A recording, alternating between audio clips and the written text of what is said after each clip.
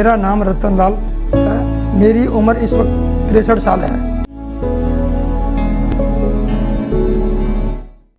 मैं एक धार्मिक प्रवृत्ति का हूँ। गाड़ी से आता था दिल्ली कांवड़ लेने और वापसी वहाँ से पैदल आता था और मैं साल में 2 बार जाता था कांवड़ लेने। तो मुझे ऐसा लगता है कि भी ज़्यादा लाने के कारण, पैदल चलने के कारण हड्डियाँ बिल्कुल होगी। और कई साल तक मैं 6-7 साल तक लाया हूँ कांवड़ वहाँ से। बीच में मैं इलाज प्राइवेट भी कराया काफ़ी, लेकिन 2017 में थोड़ी तकलीफ बहुत ज़्यादा बढ़ गई। तो फिर भी डॉक्टर से सलाह ली तो उन्होंने कहा दवाई लेते रहो, ठीक रहेगा। यहाँ मैक्स हॉस्पिटल में आया और डॉक्टर श्री आशीष जैन जी को दिखाया। उन्होंने मुझे भी यही सलाह दी कि ऑपरेशन कराना ही उचित है, क्योंकि आपकी हड्डियाँ बहुत कमज़ोर हो चुकी हैं। Mr.